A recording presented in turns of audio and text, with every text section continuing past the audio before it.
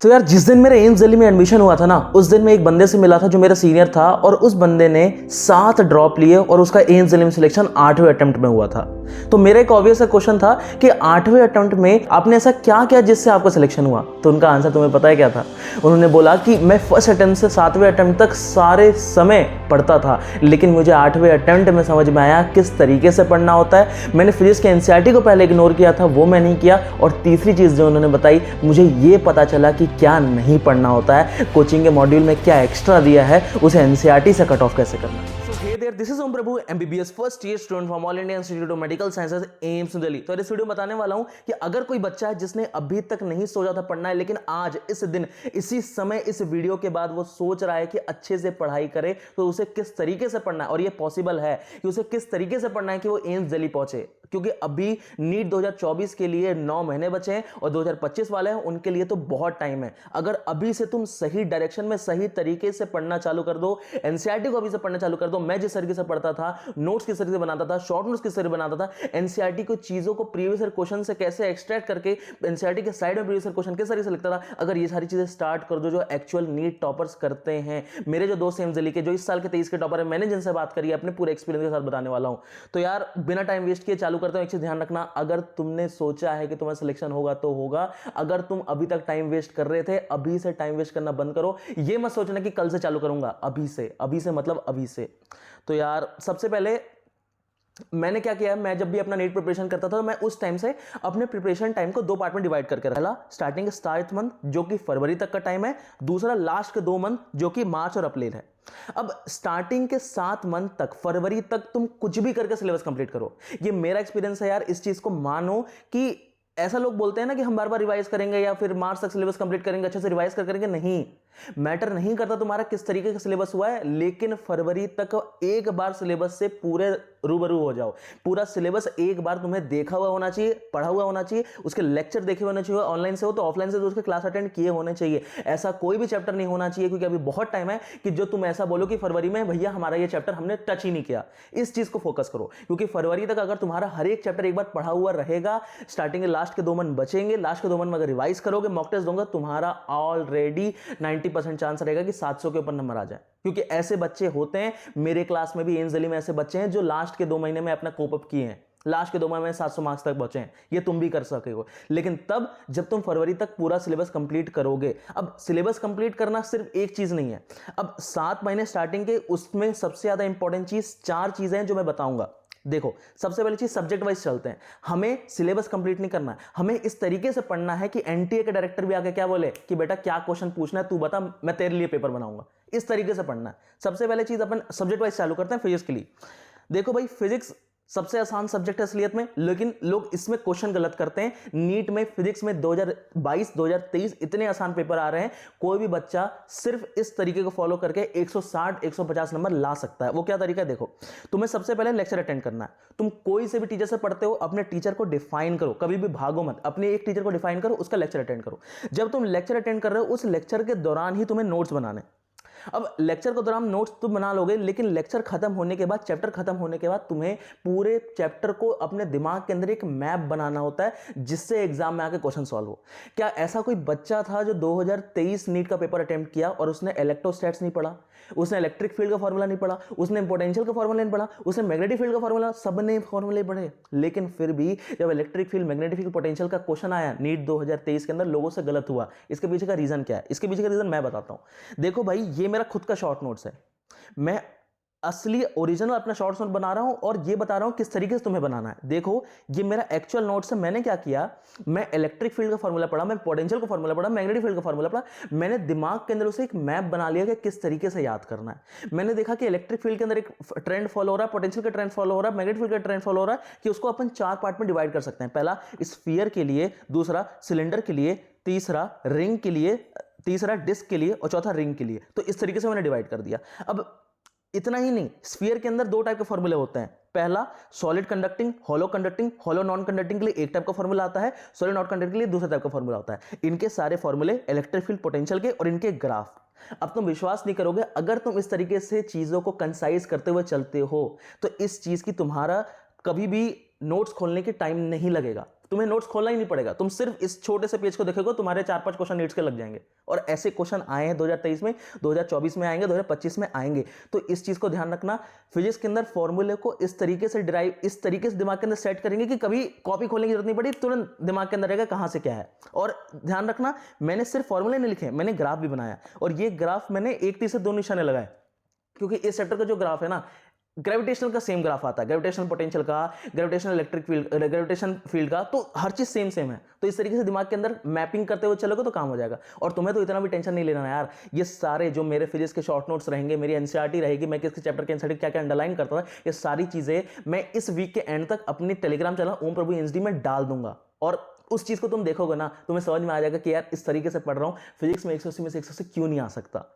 बहुत आसान होगा। तो यार ये सब तो ठीक है, लेकिन नीट 2023 का रिजल्ट अभी रिसेंटली आया है, और इस रिजल्ट में 7 से ज्यादा मार्क्स पीडब्ल्यू के 15 से ज्यादा बच्चों के आए हैं। तो यार अगर कोई ऐसा बच्चा है जो अभी तक नीट की प्रिपरेशन चालू नहीं किया है, जैसे बेसिक से चालू करना है, एडवांस लेवल तक जाना, अभी 0 लेवल पे है, अभी उसने कुछ भी नहीं पढ़ा है, तो यार मैं उसके लिए रिकमेंड करना चाहूंगा पीडब्ल्यू का यकीन 3.0 बैच। इस बैच की खासियत है यार कि इस बैच में सारी टीचर्स बेसिक से पढ़ाएंगे एडवांस तक, और ये बैच अभी रिसेंटली 3 जुलाई को लॉन्च हुआ है, तो तुम्हारा ज्यादा बैकलॉग भी नहीं होगा अगर इसे ज्वाइन करते हो।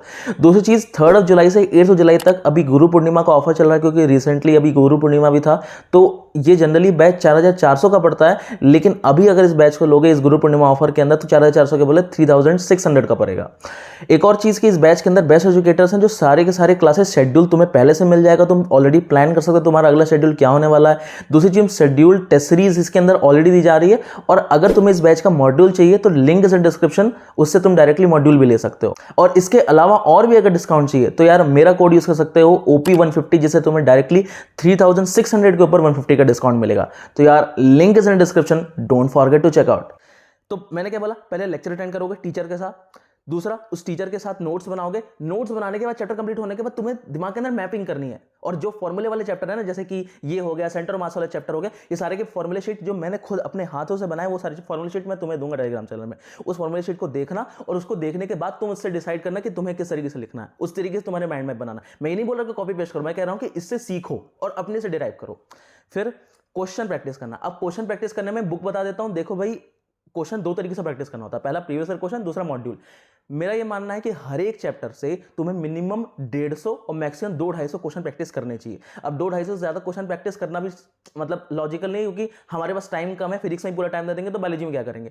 अब क्वेश्चन प्रैक्टिस किस बुक से करें, तो देखो भाई अगर तुम किसी कोचिंग में हो तो उस कोचिंग के मॉड्यूल को डेफिनेटली फॉलो करो, क्योंकि तुम जिस चीज़ से पढ़ रहे हो वो उस कोचिंग के मॉड्यूल के अकॉर्डिंग पढ़ाते हैं। दूसरा, अगर तुम किसी कोचिंग से एक्स्ट्रा क्वेश्चन प्रैक्टिस करना चाहते हो तो डीसी पांडे की बुक है, बहुत शानदार बुक है, उसके अंदर काफी सारे क्वेश्चन दिए हैं, उसको प्रैक्टिस करना सही है। कई बच्चे बोलेंगे एससी वर्मा सॉल्व करनी चाहिए, भाई एससी वर्मा देखो भाई एससी वर्मा वो सॉल्व कर रहा है जो स्टार्टिंग से कर रहा है। अगर कोई स्टार्टिंग से कर रहा है मैं उसे मना नहीं करूंगा, लेकिन अभी चालू करे तो एससी वर्मा की कोई जरूरत नहीं है। 21, 22, 23 का ऐसा पेपर था ही नहीं कि तुम एससी वर्मा लेवल के क्वेश्चन सॉल्व कर पाओ। एससी वर्मा लेवल के क्वेश्चन आते नहीं है नीट में, वो सिर्फ कंसेप्चुअल क्लैरिटी के लिए होते हैं। अब कंसेप्चुअल क्लैरिटी वाले क्वेश्चन नीट में आते तो हैं, लेकिन उतने डिफिकल्ट क्वेश्चन नहीं आ रहे, तुम्हारा आराम से काम इनसे चलेगा। मैं ये नहीं बोल रहा 160 आएगा, मैं बोल रहा हूँ 180 आएगा उसके बिना भी। बस तुम्हें इस तरीके से पढ़ना है, क्लास अटेंड करनी है, दिमाग के अंदर मैपिंग करनी है, क्वेश्चन प्रैक्टिस करना है, प्रीवियस ईयर क्वेश्चन प्रैक्टिस करना है। उसके बाद एनसीईआरटी। अब लोग बोलते हैं ना, 90% लोग बोलते हैं कि एनसीईआरटी काम का नहीं है फिजिक्स के अंदर। मैं बोलता हूँ काम का है। तुम नीट 2023 का एग्जाम्पल ले लो यार। मैं जब नीट 2023 का पेपर सॉल्व कर रहा था ना, तो मुझे साफ साफ दिख गया कि 6 से 7 क्वेश्चन नीट 2023 के अंदर एग्जैक्टली एनसीईआरटी के थ्योरी पॉइंट से आए हुए हैं, और 6 से 7 क्वेश्चन में से 3 क्वेश्चन असर्शन रीजन से। अब जो सिंपल क्वेश्चन होते हैं ना, जिसको एमसीक्यू में एक टिक करना होता है, वो तो बच्चे कर लेते हैं, लेकिन असर्शन रीजन वाले क्वेश्चन लोग गलत कर देते हैं, और वो एनसीईआरटी की लाइनों से होता है। ये देखो, ये मेरी एनसीईआरटी है, ये मेरी सेमीकंडक्टर की एनसीईआरटी है, और इस सेमीकंडक्टर की एनसीईआरटी में मैंने क्या किया था कि सेमीकंडक्टर डिवाइसेस हैं, उनके यूजर साइड में लिख दिए थे कि भाई फिल्टर क्या होता है, कैपेसिटर होता है, फुल वेव रेक्टिफायर होगा तो ये होगा, हाफ वेव रेक्टिफायर होगा तो ये होगा, रिपल फ्रीक्वेंसी इतनी हो जाएगी, रेक्टिफायर पीएनजी स्टैंडर्ड होता है, एम्पलीफायर ट्रांजिस्टर होता है, ऑसिलेटर एलसीओ होता है, वोल्टेज स्टेबलाइजर जीरो डायोड होता है। और ऑप्टो इलेक्ट्रॉनिक डिवाइसेस को मैंने एरो करके एनसीईआरटी में लिख दिया था कि फोटो डायोड होता है, लेफ्ट डायोड होता है, फोटो वोल्टेइक सेल होता है। और जो फोटो डायोड होता है, फोटो वोल्टेइक सेल होता है, इसके अंदर बहुत ही खास चीज एनसीईआरटी की line, photo voltaic cell optical radiation को इलेक्ट्रिसिटी में कन्वर्ट करता है, उसमें मैंने 5 स्टार लगाया था। एनसीईआरटी की लाइन है ये, और यही लाइन नीट 2023 में क्वेश्चन आया था, photo voltaic devices can convert radiation into electricity. अब ये स्टेटमेंट कोई डायरेक्टली बच्चा पढ़ेगा तो वो जरूर सोचेगा ये स्टेटमेंट गलत है या सही है, लेकिन अगर तुमने एनसीईआरटी की ये लाइनों को ध्यान दिया है तुम्हारे ये सारे क्वेश्चन सही होंगे। और 6-7 क्वेश्चन छोटी मोटे नंबर नहीं है यार। अगर तुम 7 क्वेश्चन सिर्फ एनसीईआरटी को छोटी छोटी चीज़ों को याद करके ला सकते हो, इससे ज़्यादा आसान चीज़ क्या है फिर इसके अंदर। ये एग्जाम्पल है। दूसरा एग्जाम्पल ये वाला है, कैपेसिटर इसका आंसर है। रिपल फ्रीक्वेंसी कौन कम करता है, ये वाला क्वेश्चन था। तो एनसीईआरटी की लाइनों से क्वेश्चन आया हुआ है। लोग कहते हैं फिर इसके एनसीईआरटी मत पढ़ो, नहीं पढ़ोगे 4-5 क्वेश्चन नहीं बनेंगे या एरर कर दोगे। मैं नहीं बोल रहा क्लास में नहीं पढ़ाते, क्लास में टीचर पढ़ाते हैं, लेकिन फिर भी गलती होने के चांसेस होते हैं यार। तो फिर इसके अंदर मैंने क्या बताया, लेक्चर अटेंड करोगे, साथ में नोट्स बनाओगे। शॉर्ट नोट्स बनाने का तरीका बताया, शॉर्ट नोट्स अगर एक रेफरेंस की तरह लेना, मेरा शॉर्ट नोट्स लोगे। दूसरा क्वेश्चन प्रैक्टिस करोगे। चौथा स्टेप एनसीईआरटी। अब एनसीईआरटी के अंदर हरी एक पेज एनसीईआरटी की नहीं पढ़नी होती। जैसे मैंने क्या किया, 3-4 पेजेस की एनसीईआरटी की जो पूरी की पूरी है उसको यहाँ बस कंक्लूड कर दिया। वैसे ही सारे चैप्टर मैंने कंक्लूड कर रखा है। वो सारे चैप्टर मैं अपने टेलीग्राम चैनल ओम प्रवीण इंजीनियरिंग में डाल रहा हूँ। अब मैंने ऑप्टिक्स के डाल रखे हैं, कुछ चैप्टर से डाल रखे हैं, और धीरे धीरे मैं स्कैन करके डलवा रहा हूँ उसे। इस वीक के एंड तक मैं इसे पूरी तरीके से डाल दूंगा। अब आता है कि एनसीईआरटी सारे चैप्टर की पढ़नी होती नहीं भाई, कुछ लिमिटेड चैप्टर हैं जिनकी एनसीईआरटी तुम्हें अच्छे से पढ़नी है, पढ़नी ही पढ़नी है। क्वेश्चन आएंगे ही आएंगे। Semiconductor, modern physics, EM wave, optics. अब इलेक्ट्रोस्टैट्स और मैग्नेटिज्म, ये लोग बोलेंगे कि ये तो कंसेप्चुअल चैप्टर है। भाई जब मैं पेपर दे रहा था ना, मेरे एम्स दिल्ली में मेरे 3-4 दोस्त हैं जिसके 175 मार्क्स आए, और उनका बाइट सवटला वाला क्वेश्चन गलत हुआ था। क्यों? क्योंकि उन्हें एनसीईआरटी उस चैप्टर की ढंग से नहीं पढ़ी थी। इस साल भी क्वेश्चन आया हुआ है, वो भी ये इलेक्ट्रोस्टैट से, वो भी असर्शन रिजर्व क्वेश्चन, वो लोग गलत कर रहे हैं। क्यों? क्योंकि लोगों ने एनसीईआरटी उस चैप्टर की नहीं पढ़ी है। तो यार पढ़ना जरूरी है। बहुत चांसेस है कि नीट में उससे एसेंशियल क्वेश्चन बना दे। तो फिजिक्स के अंदर मैंने पूरा एक्सप्लेन कर दिया। अब अपन आगे मूव करते हैं रिवीजन के ऊपर। फिजिक्स का ही रिवीजन हो गया, किसी भी चैप्टर का रिवीजन हो गया, किसी भी सब्जेक्ट का रिवीजन हो गया। देखो भाई, ये जो फोटो है ना, मेरे टेबल के जस्ट सामने चीज़ है। मतलब जिस टेबल में बैठ के पढ़ता था ना, उसके सामने मैंने इस पेज को चिपका रखा था, और इस पेज का मेरा नाम दिया था मिरर। इसके अंदर क्या है कि कोई भी चैप्टर, सपोज करो तो लॉज ऑफ मोशन पढ़े, लॉज ऑफ मोशन का लाइव लेक्चर अटेंड किया, हाँ किया। क्लास नोट्स बनाए, हाँ बनाए। प्रीवियस ईयर क्वेश्चन किया, हाँ किया। मॉड्यूल सॉल्व किया, हाँ किया। उसके बाद रिवीजन, पहला रिवीजन 1 डॉट, दूसरा रिवीजन 3रा डॉट, चौथा डॉट, 5वां डॉट, ऐसे करके मेरे बहुत सारे डॉट लगाए। तो जब नीट के एक दिन पहले मैं देखता था ना इस पेज को, तो मेरे को 100% गारंटी थी फिजिक्स में 175 नंबर तो आ रहे हैं, 180 अच्छा लक हुआ तो पक्का आएगा, कोई कुछ नहीं रोक सकता। एक क्वेश्चन से ज्यादा मैं सिली मिस्टेक करूंगा नहीं। बाकी सारे चैप्टर मैंने पढ़े हुए हैं, सारे के रिवीजन किए हुए, सारे के प्रीवियस ईयर क्वेश्चन सॉल्व किए, सारे के एनसीईआरटी पढ़ी, सारे के नोट्स पढ़े हुए, सारे के लाइव लेक्चर अटेंड किए हुए। इतना ज्यादा कॉन्फिडेंस था। वो क्यों था? क्योंकि मैंने इस पेज को चिपका रखा था। ये सारी चीजें हैं जो एक सच में टॉपर धीरे धीरे करके अपने डायरेक्शन को बिल्ड करता है यार। तो इस पेज का जो ब्लैंक कॉपी है मैं अपने टेलीग्राम चैनल ओम प्रभु इंजीनियरिंग में डाल चुका हूं, वहां से डाउनलोड करो और आज ही उसे अपने टेबल के सामने चिपकाओ और भरना चालू करो। एम्स दिल्ली का रोड मैप में सबसे इंपॉर्टेंट चीज होगी, क्योंकि रिवीजन नहीं करोगे, कितनी भी अच्छे टीचर पढ़ लो, फर्क नहीं पड़ता, तुम्हारा सिलेक्शन नहीं होगा। अगला था केमिस्ट्री के अंदर। केमिस्ट्री के अंदर 3 चीजें, इनऑर्गेनिक, ऑर्गेनिक और फिजिकल। इनऑर्गेनिक की बात करें, लोग सबसे ज्यादा कंफ्यूज करते हैं इनऑर्गेनिक। इतनी सारी एक्स्ट्रा चीजें, एक्सेप्शन है, किस तरीके से याद करेंगे। देखो भाई, मैं तरीका बता रहा हूं। तुम किसी भी टीचर से पढ़ोगे, तुम किसी एक टीचर के ऊपर ट्रस्ट किए, उसका लेक्चर अटेंड किए। जब तुम किसी टीचर के ऊपर ट्रस्ट करते हो, लेक्चर अटेंड करते हो, उनके साथ नोट्स बनाओ। अब नोट्स बनाने के साथ साथ तुम्हारा एक काम है कि जब इनऑर्गेनिक केमिस्ट्री पढ़ो तो प्रीवियस ईयर क्वेश्चन में ध्यान दो। क्यों? क्योंकि जैसे ही तुम नोट्स पढ़ोगे, हो सकता है नोट्स में सारी चीजें एनसीईआरटी की इंक्लूड नहीं होती है और कुछ चीजें एक्स्ट्रा भी लिखवा देते हैं टीचर लोग। तुम्हारा मेन काम है प्रीवियस ईयर क्वेश्चन देखो। अगर तुम्हें ऐसा लगता है कि कोई एक्स्ट्रा टॉपिक है, कोई एक्स्ट्रा कलर दे रखा है, एस ब्लॉक के अंदर सारे एलिमेंट के कलर दे रखे हैं, वो तुम्हारे नोट्स के अंदर नहीं है लेकिन एनसीईआरटी के अंदर है, तो उसे इंक्लूड करो, क्योंकि प्रीवियस क्वेश्चन में 3 बार आ चुका है। तो तुम्हें कैसे पता चलेगा? जब तुम हर एक चैप्टर के प्रीवियस क्वेश्चन सॉल्व करोगे। तुम जैसे ही क्लास अटेंड करोगे, नोट्स बनाओगे, नोट्स के साथ प्रीवियस क्वेश्चन अटेंड करोगे, इतना हर कोई बच्चा करता है। उसके बाद इनऑर्गेनिक केमिस्ट्री की एनसीईआरटी इतनी ज्यादा इंपॉर्टेंट। इनऑर्गेनिक केमिस्ट्री से 15 क्वेश्चन आते हैं, 15 में से 10 क्वेश्चन एनसीईआरटी में से आते हैं डायरेक्ट। 5 क्वेश्चन को तुम लॉजिक लगा के, केमिकल बॉन्डिंग का लॉजिक लगा के और कोऑर्डिनेशन केमिस्ट्री के लॉजिक लगा के तुम क्लास में पढ़ाते हैं, उसे सॉल्व कर लोगे। लेकिन 10 क्वेश्चन के लिए तुम्हें एनसीईआरटी पढ़ी हुई नहीं चाहिए। मैं 10 नंबर ऐसे नहीं बता रहा, एनसीईआरटी पढ़ी हुई होनी चाहिए। और सारी चैप्टर के एनसीईआरटी नहीं, जो मेन चैप्टर एनसीईआरटी, जैसे कि एस ब्लॉक है, पी ब्लॉक है, ये सारे चैप्टर, हाइड्रोजन है, ये चैप्टर के एनसीईआरटी तुम्हें लाइन बाय लाइन याद होनी चाहिए। तो इन चैप्टर के एनसीईआरटी में मैंने भी मार्क कर रखा था एक एक लाइन को, ऐसे कि भाई इस लाइन से ये क्वेश्चन, इस लाइन से क्वेश्चन, ये सारी चीजें मैं डाल दूंगा टेलीग्राम चैनल अपना। दूसरा, ऑर्गेनिक केमिस्ट्री। ऑर्गेनिक केमिस्ट्री सबसे ज्यादा कंफ्यूजन होता है कि टीचर क्या करते हैं, कोचिंग वाले बहुत सारे एक्स्ट्रा रिएक्शन बताते हैं, रिएक्शन के मैकेनिज्म बताते हैं, लेकिन तुम्हें क्या करना है, लेक्चर के अंदर उन्हीं रिएक्शन मैकेनिज्म को पढ़ना है, उन्हीं रिएक्शन मैकेनिज्म को याद करना है जो एनसीईआरटी में दिए। कैसे, मैं बताता हूं। ये फिनॉल कैसे बनाया जाता है क्यूमीन से, ये नीट 2019 का क्वेश्चन है। नीट में एक बार आया है, एम्स में 2 बार आ चुका है। ये इतना ज़्यादा इंपॉर्टेंट क्वेश्चन है। और क्वेश्चन ये नहीं आता है कि रिएक्शन का प्रोडक्ट क्या होगा, क्वेश्चन ये आता है कि जब तुम क्यूमीन की रिएक्शन कराते हो O2 पेरोक्साइड के साथ तो इंटरमीडिएट क्या होता है, और इंटरमीडिएट बच्चे भूल जाते हैं। इंटरमीडिएट क्या होता है, यहाँ C लगता है, यहाँ O, फिर यहाँ O, फिर H, ये इंटरमीडिएट वाला क्वेश्चन है। ये डायरेक्ट क्वेश्चन आ चुका है। इस कंपाउंड का फॉर्मूला पूछ लिया था नीट में, कई सारे बच्चे गलत किए, क्योंकि लोग क्या करते हैं, रिएक्टेंट याद करते हैं, प्रोडक्ट याद करते हैं, खत्म। ऐसा नहीं करना होता। क्यों? एनसीईआरटी में बीच में लिखा हुआ है। अब ये तो सब बच्चे याद कर लेंगे प्रीवियस क्वेश्चन में, लेकिन तुम्हें क्या करना है, एक कदम आगे चलना है। जैसे मैं चलता था, क्या किया, रीमन-टिमन रिएक्शन है, रीमन-टिमन रिएक्शन की पूरी रिएक्शन मैकेनिज्म याद नहीं करनी, एनसीईआरटी में इंटरमीडिएट दे रखा है यार। ये मेरे खुद के एनसीईआरटी मैंने देखो यहाँ बस क्या रखा है, पूरी हाईलाइट कर रखा है रीमन-टिमन रिएक्शन का, यहाँ स्टार पे स्टार लगा रखे हैं यार, हर साल क्वेश्चन आता है यार। तो इंटरमीडिएट पर मैंने कर रखा है। अब नीट में जब क्वेश्चन आएगा ना, रीमन-टिमन रिएक्शन का इंटरमीडिएट क्या है, 99% बच्चे गलत करेंगे, मैं लिख के देता हूँ। किसी को कुछ याद नहीं होता है, लोग एक्स्ट्रा चीज़ें पढ़ते रहते हैं, लेकिन तुम्हें याद करना है। क्यों? क्योंकि एनसीईआरटी के अंदर इतनी छोटी चीज़ लिखी हुई है। अगर नीट 2019 से पूछ सकता है तो 2024 में क्यों नहीं पूछेगा यार। एक कदम आगे चलना है। और ये तो एक चीज़ है, बहुत सारी चीज़ें हैं ऐसे मेरी ऑर्गेनिक केमिस्ट्री के एनसीईआरटी में जिसमें मैंने स्टार लगा रखा है। उन चीज़ों को तुम ध्यान देना। चैप्टर पढ़ना, एनसीईआरटी पढ़ना, खत्म, कोई भी क्वेश्चन गलत नहीं होगा। फिजिकल केमिस्ट्री की बात करें, फिजिकल केमिस्ट्री में लोग क्या करते हैं, कई लोग एकदम अंदर घुस जाते हैं कॉन्सेप्ट के अंदर, लेकिन यार तुम्हें फॉर्मूले और न्यूमेरिकल को मतलब एक बैलेंस लेके चलना है। मैं बताता हूँ कैसे।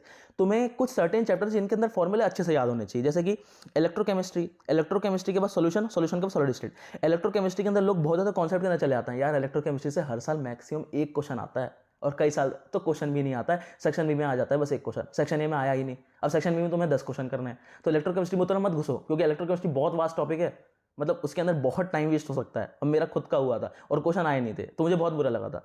दूसरा सॉल्यूशन के अंदर तुम्हें फॉर्मूले पता होना चाहिए, वही बेसिक फॉर्मूले। तीसरा सॉलिड स्टेट। अब सॉलिड स्टेट सॉल्यूशन ये सब की एनसीईआरटी तुम्हें याद होनी चाहिए, पूरी याद होनी चाहिए। एनसीईआरटी के अंदर कौन कौन चीज़ें इंपॉर्टेंट है, इलेक्ट्रोकेमिस्ट्री का बैटरी वाला पार्ट याद होना चाहिए। तो ये 3 चैप्टर ऐसे हैं जिनके अंदर तुम्हें एनसीईआरटी पढ़नी है और उनके सारे फॉर्मूले याद करने हैं। लेकिन 3 चैप्टर ऐसे हैं जिसके अंदर तुम्हें कॉन्सेप्ट्स पर ज़्यादा ध्यान देना है। पहला इक्विलिब्रियम, दूसरा आयनिक इक्विलिब्रियम, तीसरा केमिकल काइनेटिक्स। इन तीनों चैप्टर के एनसीईआरटी फिजिकल केमिस्ट्री की मैंने टच नहीं की थी। अगर मैंने टच नहीं की थी, मेरे नंबर आए, मैं 700 के ऊपर इजीली पहुंचा, तो इन चैप्टर के एनसीईआरटी इंपॉर्टेंट नहीं है, क्योंकि नहीं क्वेश्चन आते। सीधी बात है, क्वेश्चन एनसीईआरटी से नहीं आते, तो हमें इन चैप्टर के कॉन्सेप्ट्स याद रखने हैं। अच्छे टीचर से पढ़ोगे, प्रीवियस क्वेश्चन सॉल्व करोगे, न्यूमेरिकल सॉल्व करोगे, सारे क्वेश्चन सॉल्व होंगे।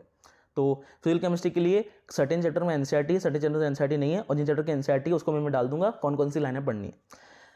लास्ट चीज़ बात करते हैं बायोलॉजी के ऊपर। देखो भाई, बायोलॉजी का फंडा एक ही है कि तुम्हें किसी एक टीचर पर ट्रस्ट करना है, ट्रस्ट करने के बाद उसके लेक्चर अटेंड करना है, लेक्चर अटेंड करते के दौरान नोट्स बनाने हैं। अब सारे 99% और लोग बोलेंगे कि लेक्चर अटेंड करो, नोट्स बनाओ, लेकिन मैं वैसा नहीं करता था। मैं नोट्स कॉपी में नहीं बनाता था, मैं एनसीईआरटी में बनाता था। कैसे भाई? ये बहुत ही इफेक्टिव तरीका है। अगर तुम इस तरीके से करोगे तो मैं लिख के देता हूं, जिस तरीके से मेरे 360 आए थे तुम्हारे 360 आएंगे, एक क्वेश्चन गलत नहीं होगा, गारंटीड है। क्योंकि मैंने देखा 2023 में कैसे क्वेश्चन आए हैं लाइन वाले एनसीईआरटी से, 2022 में कैसे क्वेश्चन आए हैं लाइन वाले एनसीईआरटी से, और 2024 में कैसे आएंगे लाइन बाय लाइन एनसीईआरटी से। तो मैंने क्या किया था, मैंने एनसीईआरटी के अंदर अपने नोट्स को कंबाइन कर दिया था। मैं कभी भी नोट्स पढ़ता ही नहीं था, मैं नोट्स खोला ही नहीं मैंने आज तक। ये मेरा प्लांट किंगडम का एनसीईआरटी है। देखो, जब तुम खोलोगे प्लांट किंगडम, तो मैं क्या किया, अपनी एनसीईआरटी के अंदर एल्गी हर चीज़ खत्म कर दिया। देखिए, जैसे यहाँ चालू करते हैं एल्गी का हैबिटेट क्या है, लार्जली एक्वेटिक, फ्रेश होता है, मैराइन होता है, एसोसिएशन होता है लाइकेन के साथ, स्लॉथ बियर। एनसीईआरटी की एक भी लाइन मिस नहीं हुई अभी तक। फॉर्म्स और साइज क्या होते हैं, एनसीईआरटी में लिखा है हाईली वेरिएबल होता है, कॉलोनियल हो सकता है, फिलामेंटस होता है, मैसिव प्लांट बॉडी। कॉलोनियल का एग्जांपल क्या है, वॉल्वॉक्स है, मेसोकलम में आ जाएगा। कॉलोनियल बताओ, फिलामेंटस बताओ, यूलोथ्रिस, पायरोगेरा, एक्टोकार्पस। मैसिव प्लांट बॉडी का होता है कैल्प होता है, जो कि प्रोफ्यूजली ब्रांच होता है। एनसीईआरटी की अगली पेज की लाइन है प्रोफ्यूजली ब्रांच, मैंने इसको यहाँ लिख दिया। इतनी अच्छी तरीके से कंबाइन किया ना एनसीईआरटी की लाइनों को कि क्वेश्चन छूटेगा ही नहीं।